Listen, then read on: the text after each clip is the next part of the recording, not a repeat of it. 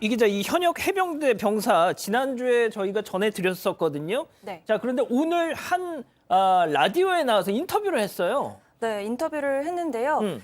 이 사건 내용부터 좀 정리를 하면 예. 휴가 중이던 해병대 병사가 부대로 복귀하지 않고 폴란드 바르샤바로 출국하는 일이 있었습니다. 이 병사는 우크라이나에서 민간인들이 이렇게 학살을 당하고 있는데 군인으로서 이 상황을 계속 보고 있을 수만은 없다 이렇게 밝히면서 바르샤바로 출국을 했습니다.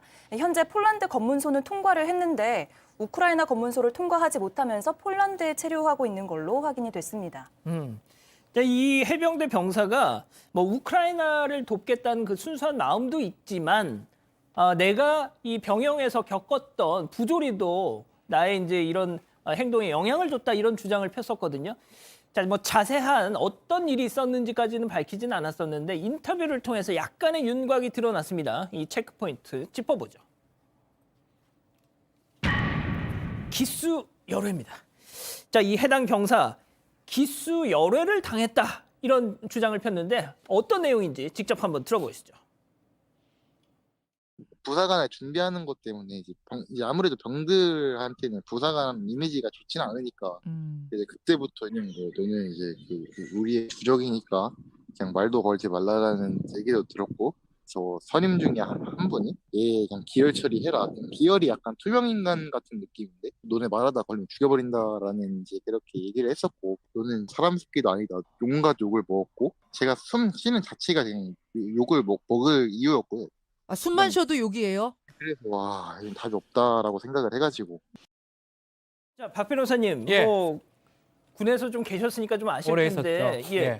이 부사관을 준비한다는 이유로 그쵸. 기수 열외, 야, 너 저리, 너 나와. 뭐 이게 왜 이게 그러는 이제 거예요? 열외라는 게 사실 군에서 열외는 되게 좋은 거예요. 훈련 받을 때 열외하면 안 받는 거잖아요. 그렇죠. 뭐 좋은 건데 기수 열외는 다른 겁니다. 해병대 아주 특유의 문화인데 뭐 육군이나 공군에서 저는 보지는 잘 못했어요. 특히 해병대 같은 경우는 입대 기수를 상당히 중요시해요. 해병 400 몇 기 이거 중요시하는데 이 사람은 딱 그 기수 대접을 안 하는 겁니다. 후임 병사들도 마찬가지고. 투명인간 취급을 하는 거죠.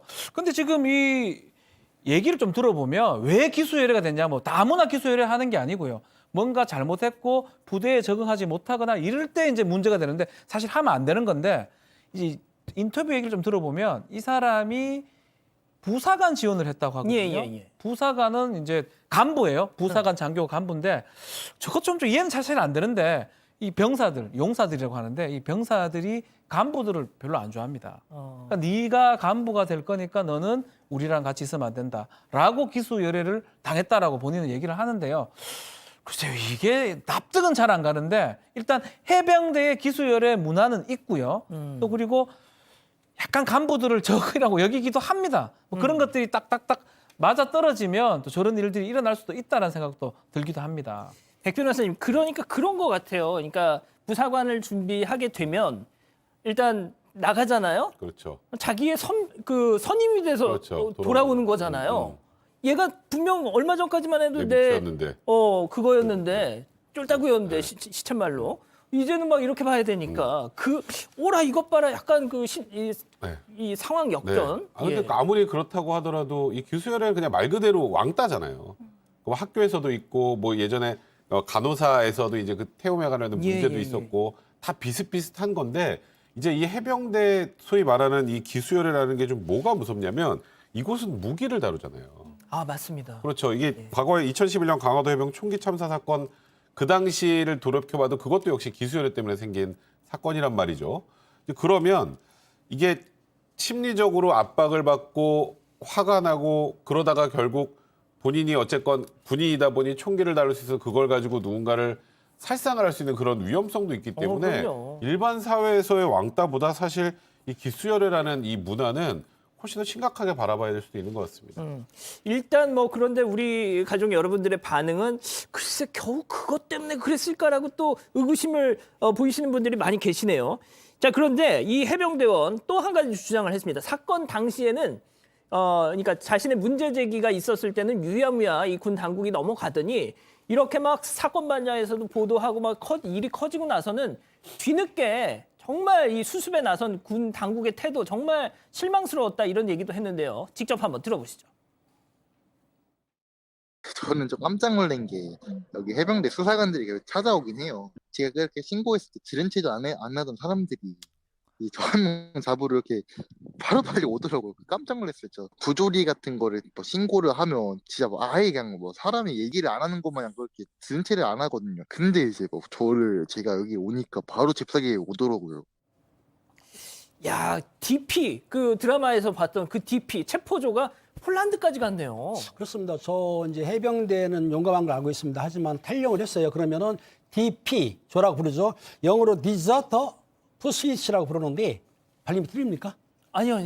너무 근데 좋아서. 그 추적조가 상당히 이제 유능하거든요. 추적했지만은 강제로 잡을 수는 없을 거예요. 그런데 저 사병이 뭐라고 했냐면 자기는 자진해서 귀국할 것이다. 그리고 만약에 그 잡히게 되면은 국제 문제가 되지 않습니까? 예. 그 포로 송환해요. 그러니까는 자기는 포로가 되면은 자폭하겠다까지 말하고 있어요. 아이고. 그렇다 하더라도 지금 한국 국민이 저 양반은 저 해병 사병은 지금 탈영병이라는 얘기입니다. 예. 탈영병이기 때문에 외국에 가서 싸우는 것보다는 국내에 귀국해가지고 처벌 받는 게 맞고요. 아까 그 기수열에 말씀하셨지 않습니까? 제가 확인해 봤더니 그 선임자가 그 기수열을 시켜버리면 하급자들이 존중을 안 하는 거예요. 그러니까 선별 대접을 안 해버리니까 투명인간한 얘기인데 그 저 사람의 주장인 거죠. 실제적으로 이제 해병대에서 어떻게 했는지는 또 조사해봐야 알겠지만은 어떻든 혼자 탈영을 해서 그 폴란드까지 가가지고 우크라이나 들어가려고 했던 것에 대해서는 우리나라 법을 어겼기 때문에 예. 이 건에 대해서는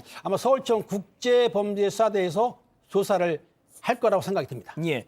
자, 그 이 의용군 문제가 가장 처음 불거진 거는 이근 전 대위 때문이었는데요. 자, 이근 전 대위의 행방도 우크라이나 군에서 공식적으로 확인해줬죠. 근데 과거에 뭐 기억하실지 모르겠지만 이근 전 대위 같은 경우 본인이 우크라이나 도착했다고 인증샷 같은 것도 올리기도 했었고 여러 기사에 대해서 또 발끈하기도 했었죠.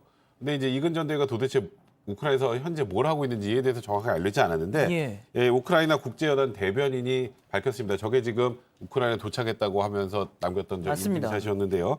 이근 전 대위 구체적 위치는 확인해 줄 수 없지만 아직 전선에 투입되지는 않았다라고 밝힌 상황입니다. 자, 뿐만 아니고요. 한국인 자원병 일부는 실제 지금 막 전투가 치열하게 벌어지고 있는 그 진짜 최전방에 배치가 됐다는 지금 얘기도 확인을 해줬어요. 네, 일단 우리 외교부에 따르면 한국인 9명이 우크라이나에서 체류하고 있고 그리고 대부분 전투에 참여하기 위해서 입국을 했다 이렇게 밝히고 있습니다. 하지만 일각에서는 우크라이나군 쪽을 확인해 보니 한국인 의용병 수가 40명가량 된다는 아이고야. 이야기도 있습니다. 그 실제 숫자가 정부 집계보다 더 많을 수 있다는 건데요. 예. 우크라이나군 측에서는 군사 기밀이기 때문에 정확한 숫자를 알려줄 수 없다 이렇게 입장을 나타내고 있습니다.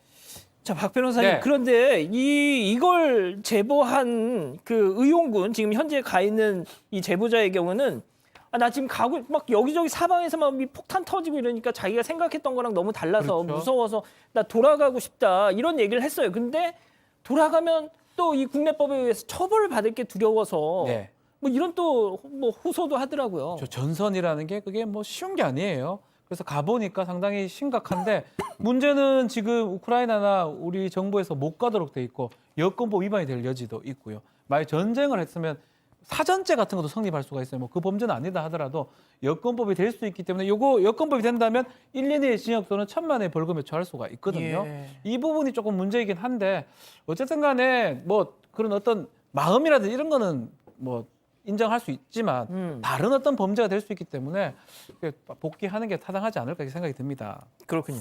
알겠습니다.